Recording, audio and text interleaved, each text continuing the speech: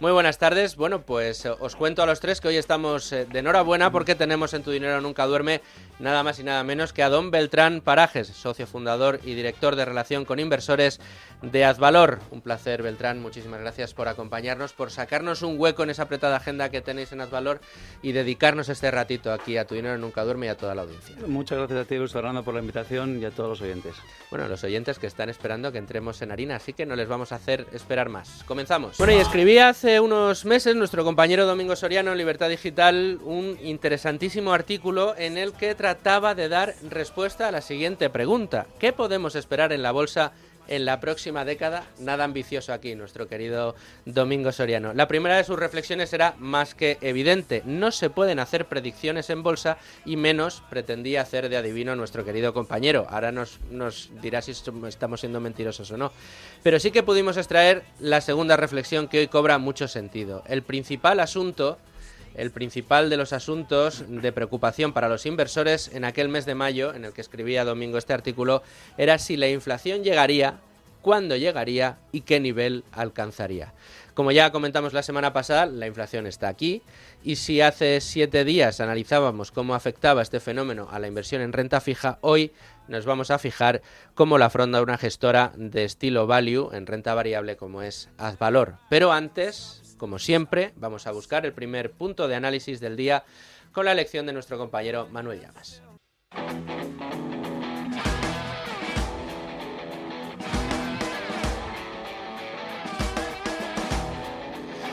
Bueno, querido Manuel, la semana pasada nos explicaste de una manera muy exhaustiva, pero además muy fácil de entender, cómo funciona este fenómeno de la inflación. Hoy te pregunto cuál ha sido su comportamiento histórico en los mercados de renta variable. Pues efectivamente, la inflación debería preocupar y mucho a todos en general y a los ahorradores en particular, especialmente si mantienen su dinero parado e improductivo, ya que la inflación, la subida de precios generalizada de bienes y servicios, pues acaba minando su capacidad adquisitiva. Sin embargo, este fenómeno no debería afectar tanto a los inversores en bolsa, ya que la renta variable suele actuar como valor refugio idóneo ante subidas de precios. Al menos esto es lo que evidencia la historia y otros episodios en la renta variable. Las acciones deberían ofrecer un colchón contra la inflación, ya que una subida de precios debería corresponder también a un aumento de los ingresos nominales y, por tanto, impulsar el precio de las acciones. Pero ojo,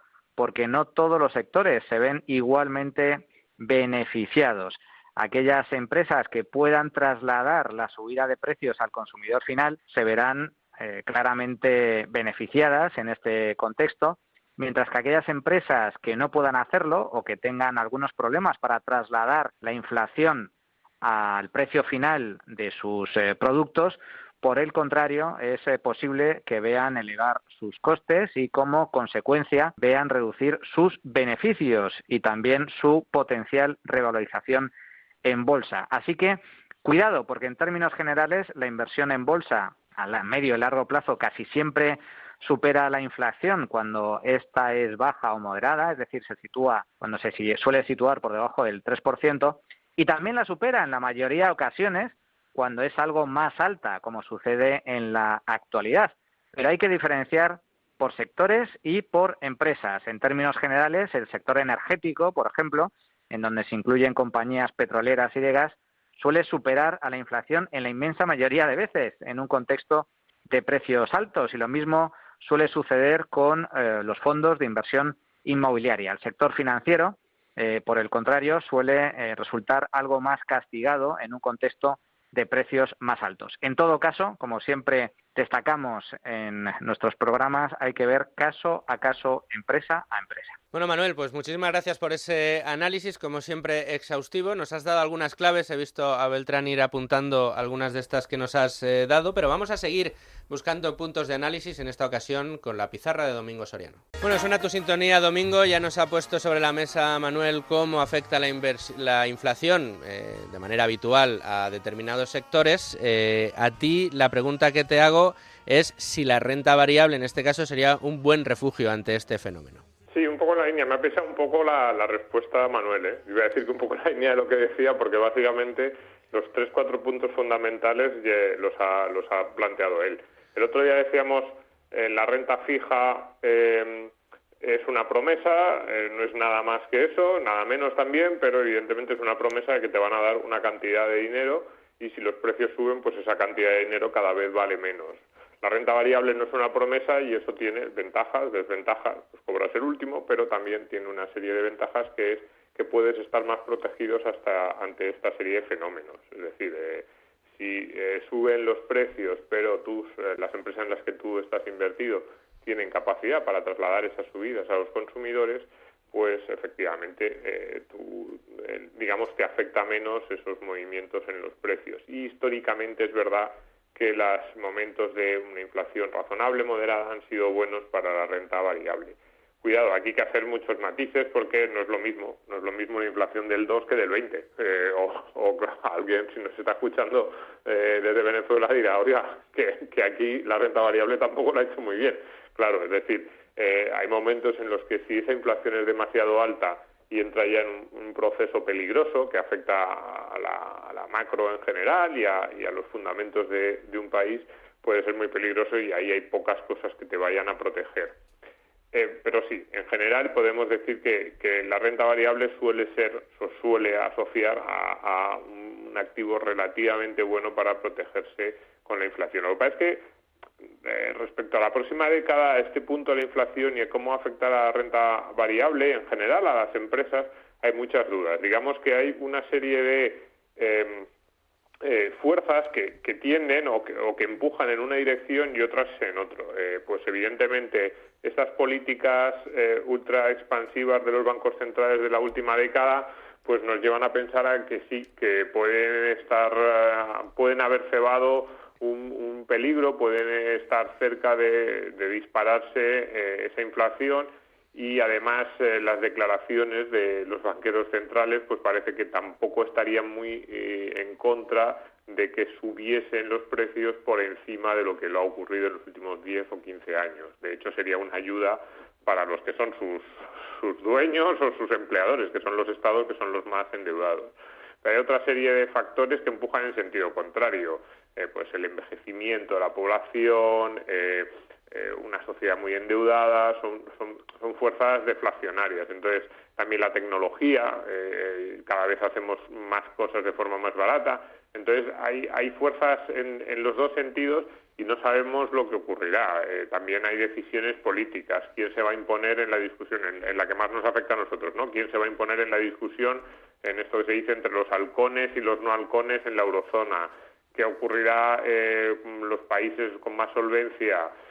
Por eso son demasiados factores, pero evidentemente la sensación que da es que los próximos 10 años no serán iguales a los últimos 10, 15 en este aspecto y sí, la renta variable puede ser un muy buen refugio, sobre todo, cuidado, eso lo decía Manu al final y para mí es lo más importante, si sabemos escoger esas compañías, si sabemos escoger esos sectores y esas compañías que son capaces de protegerse ante la inflación y que tienen más recursos para trasladar esos precios a sus clientes. Bueno, pues quedan ahí las claves. Domingo, gracias por tu análisis. De nuevo he visto a Beltrán tomar notas, así que no vamos a esperar más para entrar de lleno en la tertulia. Bueno, querido Luigi, desde Value School, primera pregunta en un día importante, en un día esperado. He de confesar que tenía muchas ganas de este programa porque bueno, es un asunto que nos preocupa a todos y en el que yo creo que hoy vamos a aprender muchísimo, ¿no? Pues sí, la verdad es que aprender es el verbo que yo tengo siempre en mente cuando nos visitan los amigos de Advalor y en este caso, y dado que hablamos de inflación, creo que viene muy bien, y es la petición que le hago a Beltrán, que nos explique por favor el origen de este fenómeno, que es la inflación, que los ahorradores enseguida notamos en los recibos del supermercado, en lo que nos cuesta además pues la luz o bueno los suministros, el agua, por supuesto la comida, ¿no? Pero bueno, es un efecto que es quizá el último de la cola de efectos. Aquí en el programa hemos hablado en ocasiones de cómo podría estar quizá inflando las valoraciones de compañías y estos índices bursátiles por las nubes que llevamos viendo ya desde hace años, o también lo mismo en la renta fija. Los especialistas suelen decir que no hay inflación, pues miren ustedes por favor cómo cotizan tal o cual activo, ¿no? Todo esto tiene un origen. Sé que Beltrán y Advalor practican y estudian la escuela austríaca y sus principios y por eso a Beltrán le pido cómo se origina la inflación, cuáles son sus principales motores, porque no todo acaba y empieza, por supuesto, con el alza de los precios, ¿verdad? Beltrán, todo tuyo. Pues es una pregunta difícil, Luigi, la verdad. Más que el origen, a nosotros lo que nos preocupa es el efecto de la inflación, ¿no? Y la inflación es ese ladrón que se sienta en nuestras mesas y que disminuye la capacidad de compra que tenemos todos los ciudadanos a través del dinero, ¿no? Y que a lo largo del tiempo se manifiesta de forma clara, pero que en periodos cortos pues no se nota y que por tanto la gente no es consciente ni se previene de ello, ¿no? Y la economía por defecto debería ser deflacionaria, es decir, que gracias a los empresarios cada vez se hacen más cosas con menos recursos y cada vez nos facilita el que podamos vivir mejor gastando menos, ¿no? Pero desgraciadamente hay otras fuerzas dentro de la economía que hacen que ese efecto deflacionario de los empresarios pues se revierta, ¿no? A veces es la regulación que no permite que los empresarios puedan actuar y trabajar en esa línea de hacer más con menos.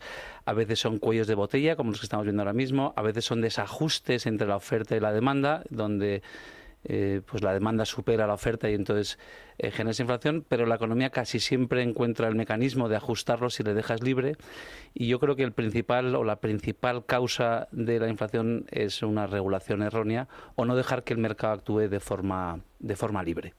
Sí, pues es curioso, Beltrán, yo no sé si mis compañeros también estarán conmigo. En cierta manera lo apuntaba la semana pasada Rafa Valera en el programa.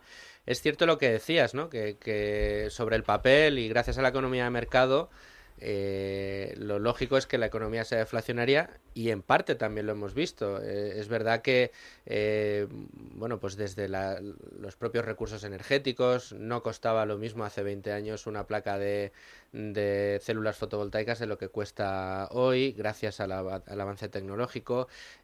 Cuestiones como, se me ocurre, no lo sé, hablando de tecnología, la domótica en casa hace 10, 15 años era un lujo inasumible para la mayoría de las familias. Hoy es una ventaja, un commodity que puede tener prácticamente cualquier familia en nuestro país. El acceso cada vez a coches mejores o a coches a mejor precio, es decir, esa clase media baja o incluso baja en sociedades desarrolladas con economías de mercado tienen acceso a muchos mejores servicios que la que tienen aquellos países donde esto no se da. Y esto habla un poco de cómo, pues sí, aunque haya momentos o coyunturas donde los precios suban o bajen algo más, sí es cierto que la evolución en los mercados donde existe competencia y libre mercado, los precios bajan. Pero sí es cierto, y yo creo que es aquí donde se puede encontrar quizá la clave, es que hay sociedades que involucionan. Y una de las consecuencias de esa involución la vemos en el empobrecimiento generalizado de la población vía inflación. Ha pasado en Argentina, ha pasado en Venezuela, en otras sociedades como Zimbabue. Yo me acuerdo de las noticias que hacíamos en Libre Mercado del dólar zimbabuense, el billete de los 100.000 millones de dólares, y esos pobres que tenían que ir con las carretillas llenas de billetes a comprar el pan y ya por la tarde necesitaban 2 carretillas porque con una no era suficiente. Acabaron buscando oro en los ríos para poder pagarse la alimentación. Cuando esto sucede, la inflación en estos casos te involuciona, ya no simplemente que empobrezca, es que involuciona a la sociedad, ¿no? Es uno de los efectos quizá que... Mira, se me ocurre responderte con el ejemplo más claro que he visto en mi vida, ¿no? Argentina es uno de los mayores productores de trigo del mundo.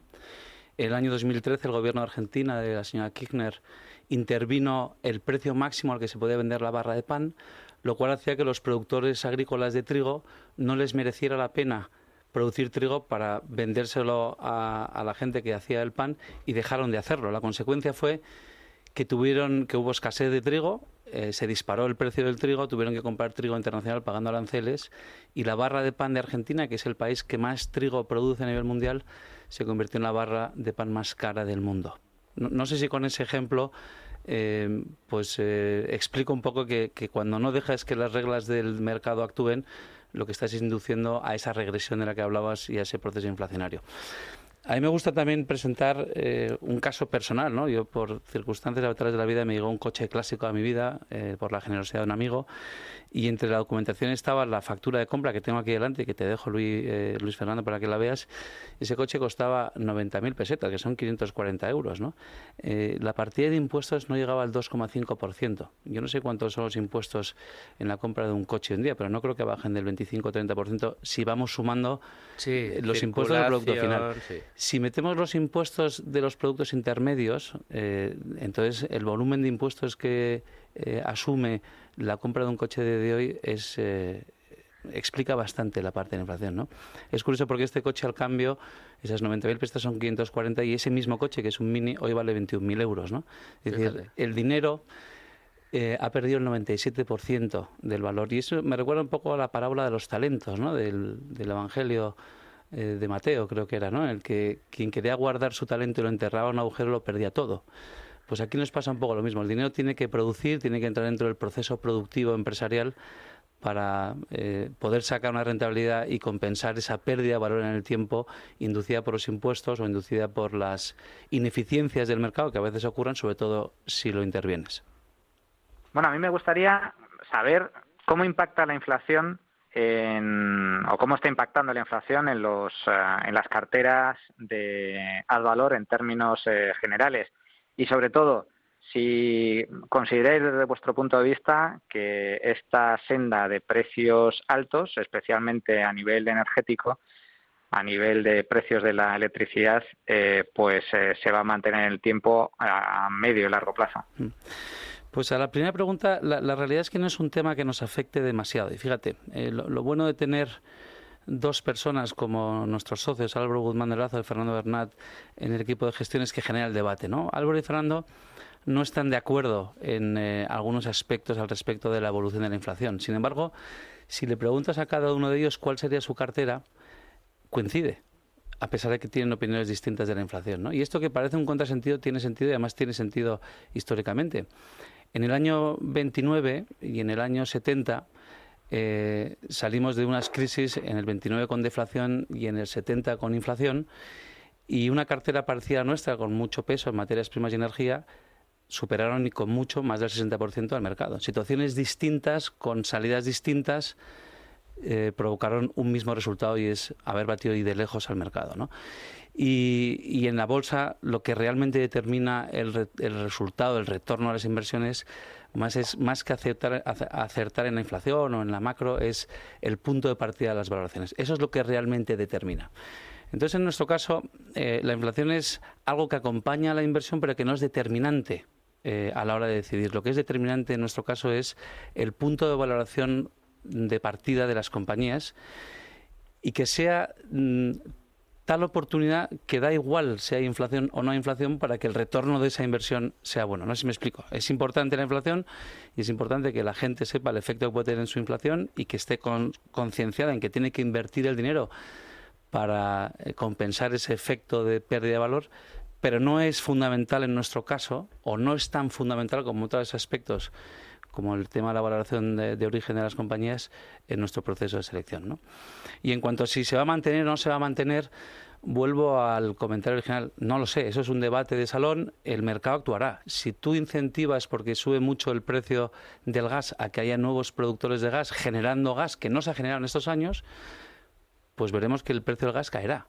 El tiempo en el que eso ocurrirá no lo sabemos porque dependerá de la iniciativa privada, de qué inversiones hacen y cuándo, de la geología, cuándo va a generar una actividad concreta de generación de gas, una inversión que hago hoy, de la regulación, si me van a dejar o no me van a dejar invertir, del coste de capital, me van a prestar los bancos o no para iniciar una actividad que es contraria hoy, aparentemente, aunque yo creo que no, a la política de cambio climático, etc., etc. Son tantas variables que... Los derechos de emisión que te encarecen el producto. Efectivamente. Entonces, nosotros, más que analizar esas variables que no dependen de nosotros y que son demasiadas y son muy complejas, fijarnos en algo mucho más concreto, como es la valoración de un activo en un punto concreto para cualquier escenario, y que podamos tener la probabilidad de ganar dinero con un escenario de inflación o deflación, como pasó en el 29-70, nos parece que ese es verdaderamente nuestro trabajo. Debate apasionante de la inflación, pero no es un debate dentro de nuestra compañía. Debate para el salón, pero no para la mesa de análisis. No, efectivamente. Domingo. Sí, Es cierto que hay que fijarse en otras cosas, pero es verdad también que hay un par de cuestiones relacionadas con esto que impactan mucho en las empresas. Yo, fíjate, decía inflación y el impacto político. Es decir, si hay alguien a quien le va a beneficiar si esa inflación, van a ser los estados. Yo creo que en ese debate de salón yo diría que sí que va a haber inflación porque los estados van a intentar forzarla, porque les interesa, porque están muy endeudados. Y al mismo tiempo hay una segunda cuestión, que es que cuando ocurre esa inflación, lo estamos viendo ahora en España, por ejemplo, en el precio de la luz, entonces aparecen los gobiernos y tratan de empezar a regular los sectores para que lo que ellos han provocado, que es esa subida de precios, luego no se traslade a la factura. Y claro, hay sectores que se ven doblemente afectados por las distorsiones de la inflación y por las distorsiones legislativas. Entonces, no sé si preguntarte cómo os protegéis o qué sectores veis vosotros que pueden estar más a salvo de ese tipo de intervenciones, o en qué empresas, qué tipo de empresas vosotros decís hagan lo que hagan las barbaridades que hagan los gobiernos, los bancos centrales, con estos sectores, con estas empresas, nosotros estamos tranquilos. Las que están baratas, Domingo.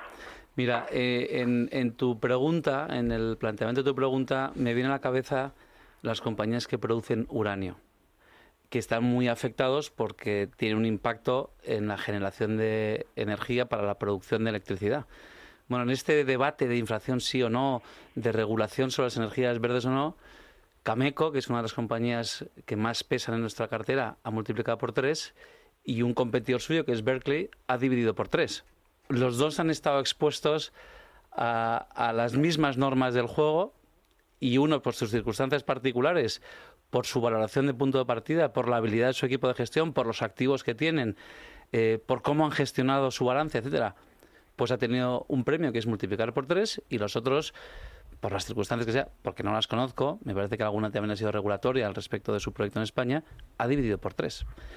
Entonces, esa causalidad que buscamos muchas veces, que es un atajo mental a que la inflación es la razón por la que invertimos, en el fondo es un debate de segundo nivel para nosotros, interesante, pero que no es condicionante ni mucho menos a la hora de tomar las decisiones.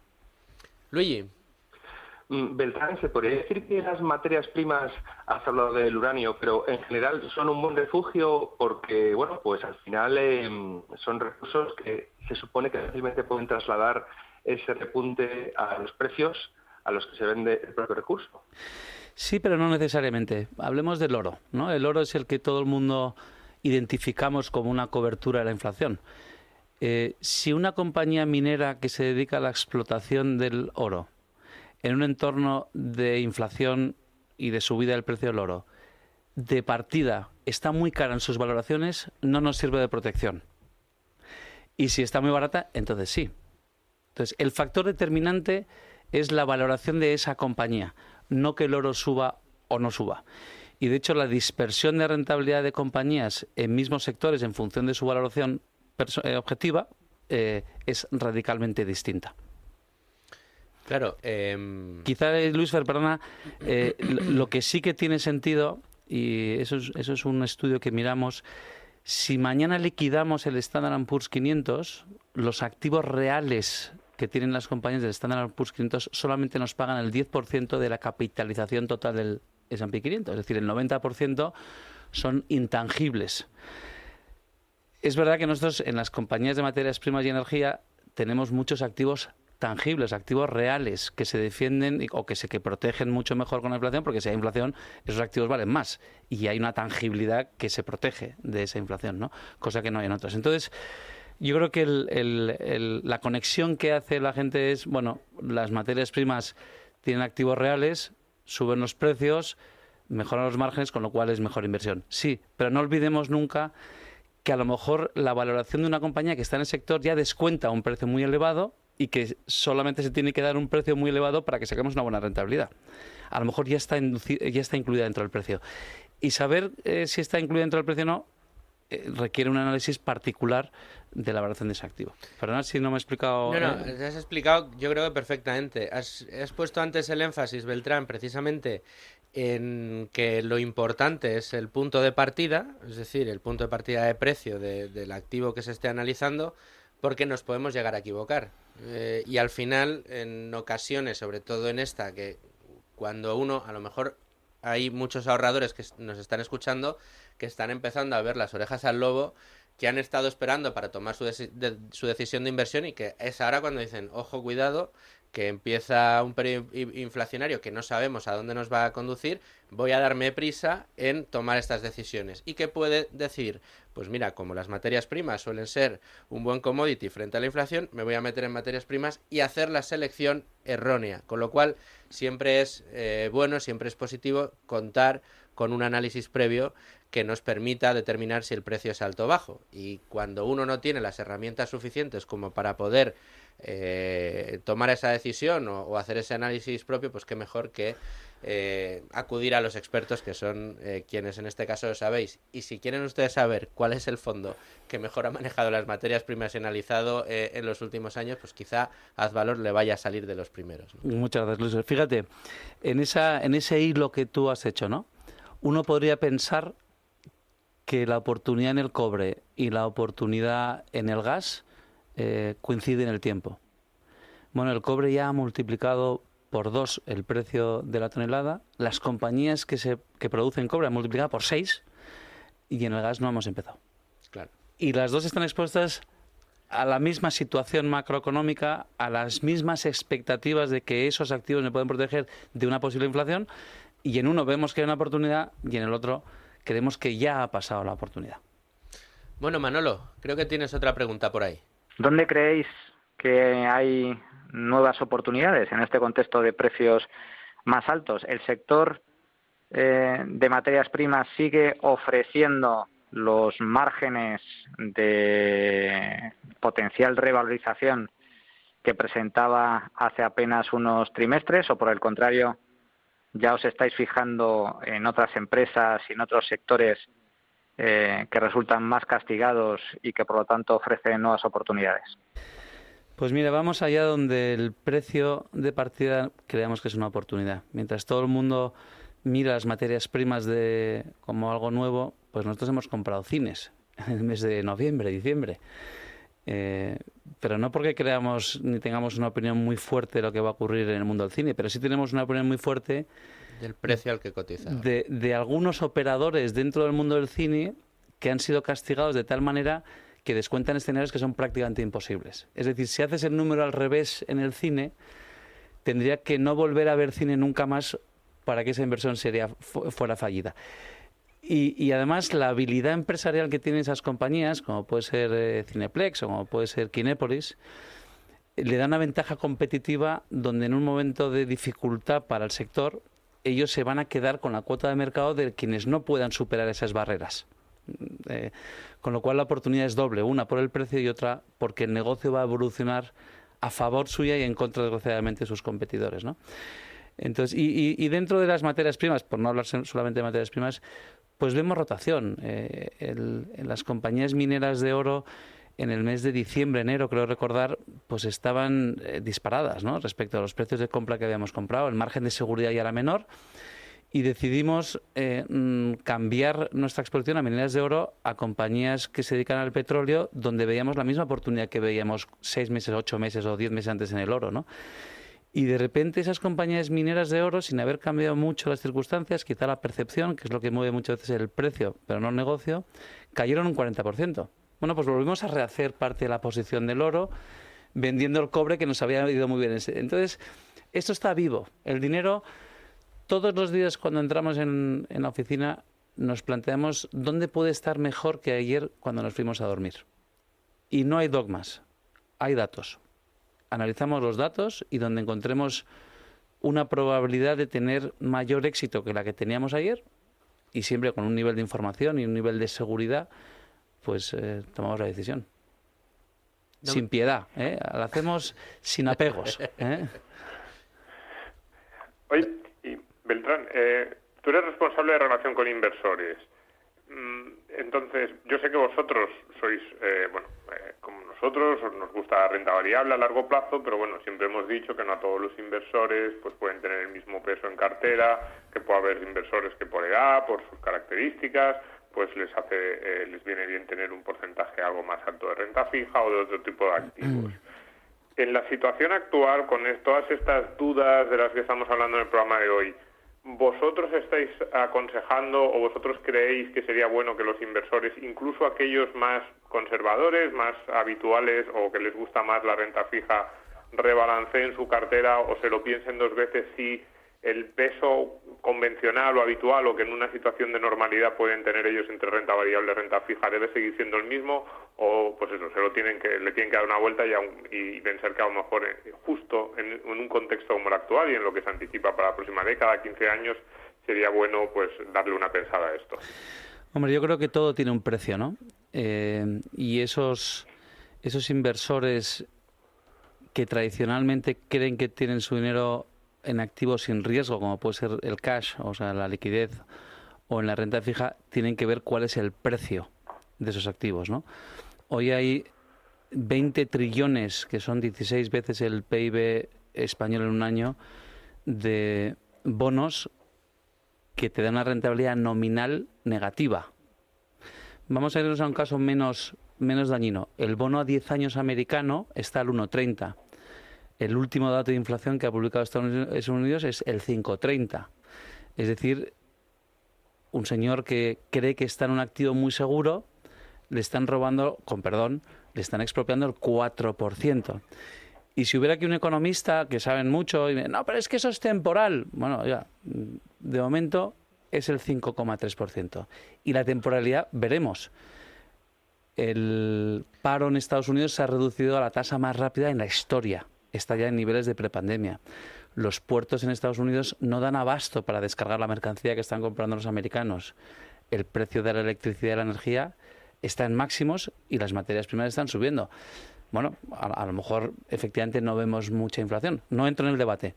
Lo que digo es que hoy, a ciencia cierta, a ese señor le están expropiando el 4% de su dinero anualmente. Entonces, todo tiene un precio. Si me dijeras que me ofrecen un bono del Estado americano al 16% con una inflación del 4%, pues me parecería que sería una opción razonable donde lo que tendríamos que medir es el riesgo de que el dinero me vuelva, porque al 16% a lo mejor lo que hace es no pagarme, ¿no? Pero eso sería una discusión distinta, ¿no? En contra de eso, hoy en muchas compañías vemos valoraciones mínimas históricas en un momento en el que casi todos los activos son muy generosos en sus valoraciones. Pues a lo mejor ahí hay una alternativa sana y que no es dogmática, no es porque sean de renta variable, es que realmente hay unos factores objetivos que hacen que sea, o que pensemos que es una oportunidad. Y no en toda la renta variable. Yo os voy a dar un par de dimensiones para valorar algunas compañías. Tesla vale más que todas las compañías que producen coche del mundo. Tendrá que demostrar que el valor económico de esa compañía es equivalente al de todas las compañías, o 7 compañías, las famosas FANG más Microsoft más Nvidia, valen más que la capitalización de todas las compañías cotizadas en Reino Unido, Francia y Alemania, que son 3.000, que me imagino que algo generan de valor añadido en la economía, ¿no? Entonces no es la renta variable por la renta variable, es la renta variable que demuestre que hay una oportunidad de sacar una buena rentabilidad, porque también puede ser un drama determinadas compañías, como vimos en los años 2000 con el Nasdaq, pues cómo acabó aquella película, ¿no? Correcto. Luigi. Oye, sí, Beltrán, acabas de hacer hincapié en la pérdida de poder adquisitivo, y bueno, es que esos porcentajes, mira, en Value School llevamos ya pues camino casi de 4 años intentando hacer que los ahorradores, las personas, bueno, que tienen salarios o quizá trabajadores autónomos que consiguen arañar unos cuantos ahorros, los protejan. La inflación se veía como algo muy lejano. Insistíamos en Value School en que, bueno, el BCE tiene un objetivo del 2% anual. Ahora ya está aquí.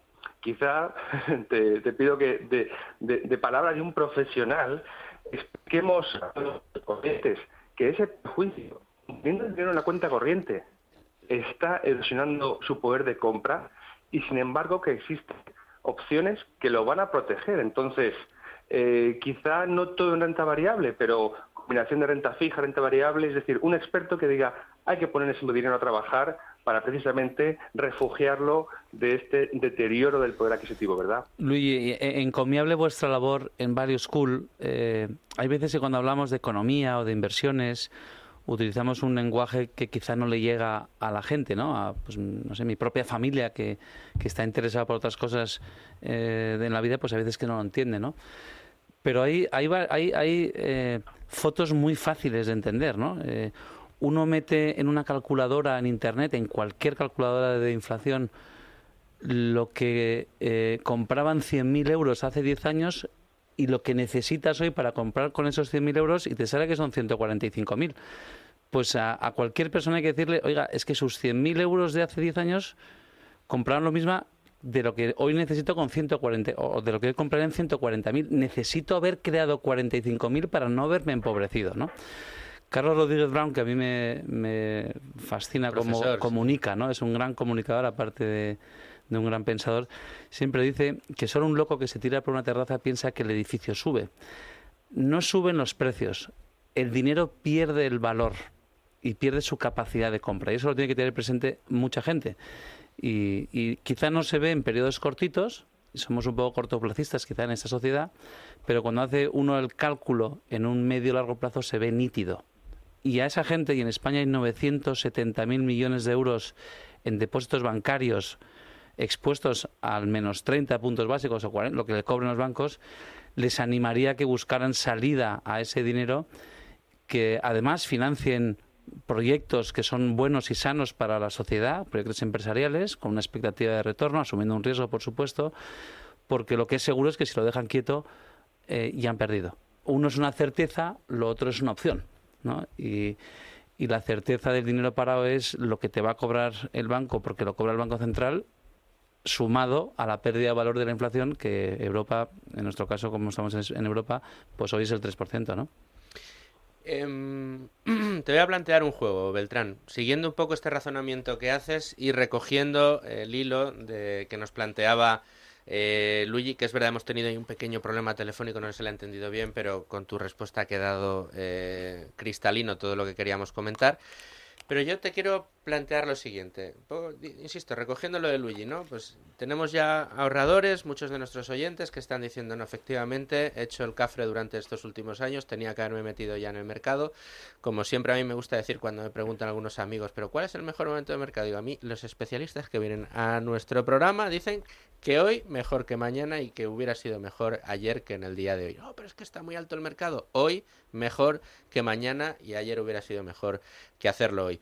Pero para todos aquellos que ahora les entren las prisas, y bienvenidas sean, es decir, por fin van a tomar la decisión de meterse, pero lo hacen un poco espoleados por el miedo a la inflación. Te pregunto, en este contexto, ¿cuál sería los dos, tres principales errores que se pueden cometer a la hora de invertir cuando el miedo que tienes es el de la inflación y no cuando inviertes sabiendo que la inflación está ahí, que puede llegar algún día? Porque no es lo mismo. No es lo mismo verte ya con el, como digo yo, el perro mordiéndote el trasero que cuando ves el perro que todavía ni se acerca, ¿no? Mira, hay un tipo que es Jeremy Siegel, que a mí me ha ayudado muchísimo. Es un profesor de Wharton, en Pensilvania, que escribió un libro que se llama Stocks on the Long Run, o sea, las inversiones en el largo plazo. Y tiene un gráfico que te dejo aquí, Luis Fer, por si luego lo queréis publicar. Sí. Y es muy sencillo, ¿no? Es verdad que es un periodo muy largo, son 200 años, ¿no? Pero quien ha invertido en la economía real, y el proxy de la economía real es el índice de Estados Unidos, el S&P 500, ha sacado un 6,6% de rentabilidad anual, neta de inflación. Para periodos de guerra, para periodos de deflación, para periodos de inflación, la media es esa. Es decir, asumiendo que todo lo que nos va a pasar a futuro va a ser una réplica o distinto, pero igual de pernicioso o beneficioso de lo que nos ha pasado los últimos 200, lo que podemos esperar es ese 6,6%, que supone que después de inflación $1 se han convertido en 705.000.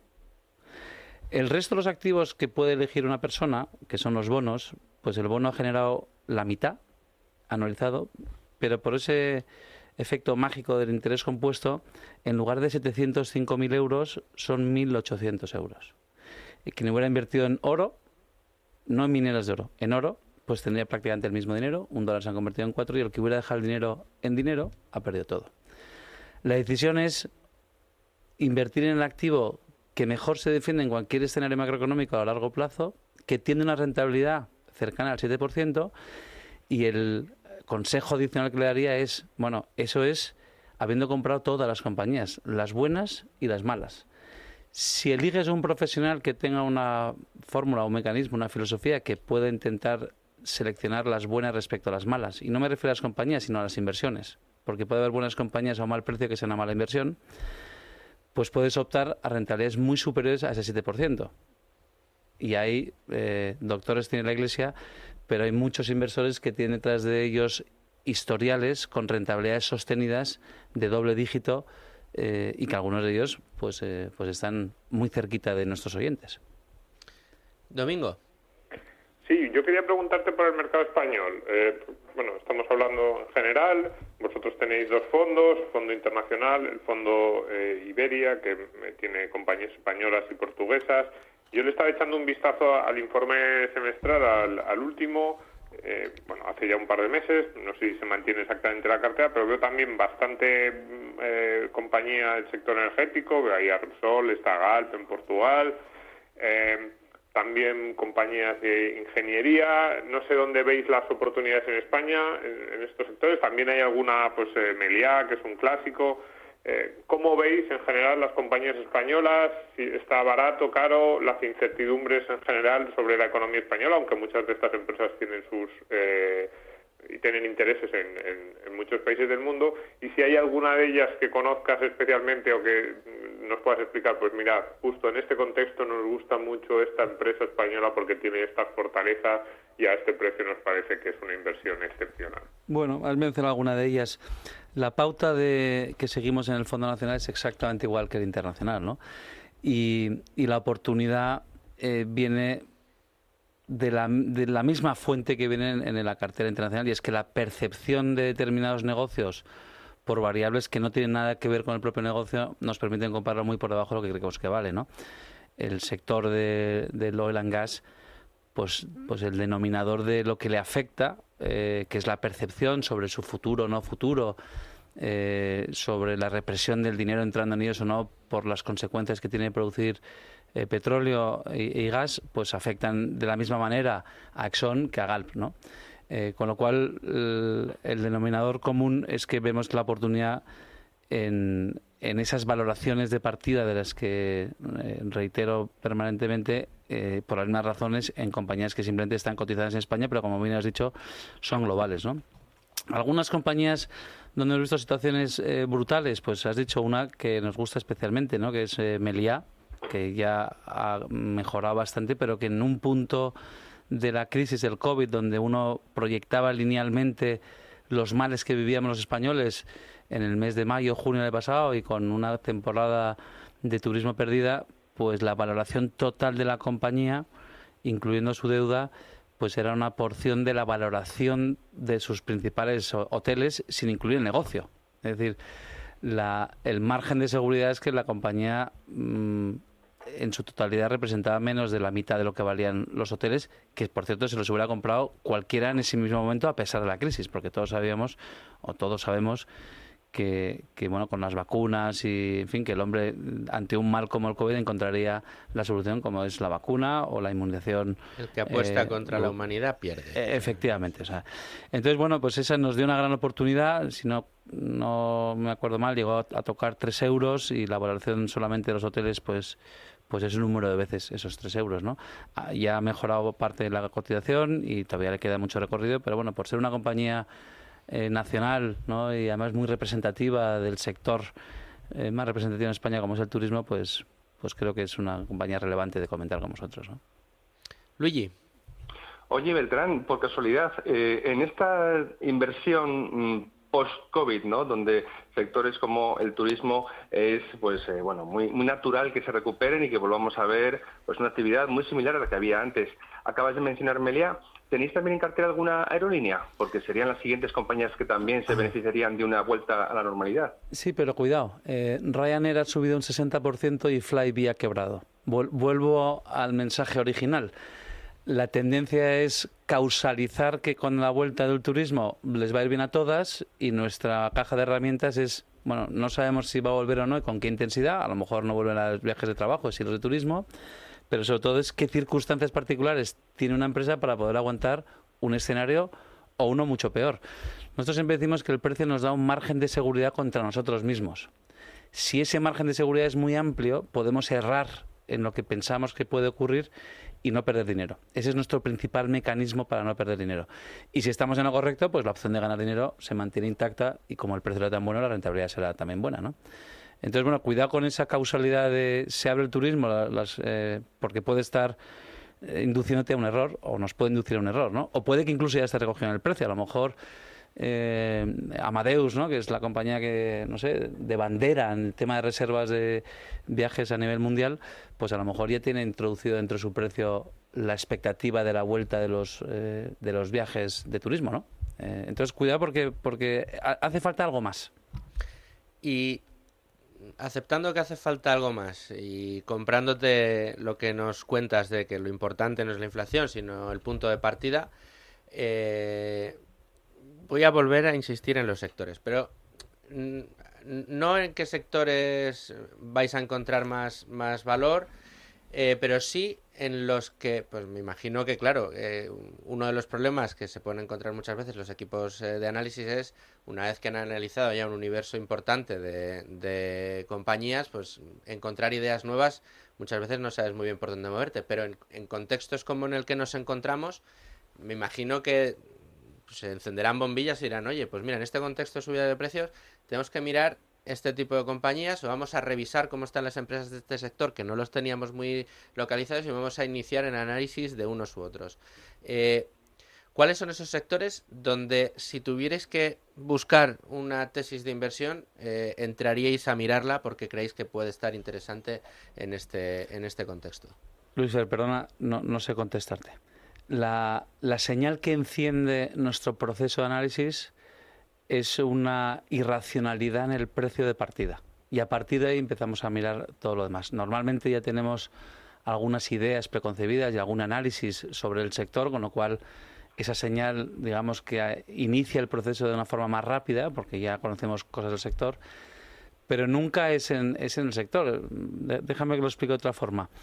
Que una compañía de oro haya caído un 90% ya nos parece interesante, ¿no? Y luego cuando entras en el sector del oro ves que el sector como tal han pasado cosas que encima te gustan mucho. Pues ha entrado poco capital, han reducido la deuda tremendamente, han mejorado su operatividad, consideran al accionista, cosa que no hacían antes, han reducido sus costes operativos. Y luego puedes meter otras consideraciones. Pues hoy hay más demanda de oro que hace 30 años, pero se produce menos oro hoy que hace 30 años. Pero todo eso llega después de ver que ha caído el 90%. Porque si no ha caído el 90%, y estoy estirando un poco el chicle, pero este caso es real, no iniciamos ese proceso porque lo más escaso de Advalor y de cualquier gestora son las horas hombre de personas que pueden interpretar esas cosas. Con lo cual, no mires todo. Mira donde crees que al empezar a mirar vas a llevar a buen término esas horas. Porque el retorno de las horas es el valor, es el activo más escaso que tenemos en la compañía. Bueno, pues bien, ¿eh? O sea, me lo has dejado cristalino, efectivamente, yo creo que es imbatible, ¿no? Si ves que una compañía ha caído un 90% de valoración, dices, pues esto hay que mirarlo. Pero bueno, me gusta además la manera en la que lo abordas y nosotros nos vamos a ir al resto de recomendaciones, a las buenas, a las que nos trae Luis Alberto Iglesias desde Value School. Luis Alberto Iglesias, tiempo de recomendaciones Value School. Bueno, pues teniendo a los amigos de Advalor en el programa, pues es que es de justicia señalar el importante trabajo de divulgación educativo, pedagógico que hacen para educar a ahorradores que quieran dar el paso a ser inversores. El fin, la finalidad, el propósito, lo hemos comentado hoy, por lo menos proteger su patrimonio, su capital, del efecto pernicioso de la inflación.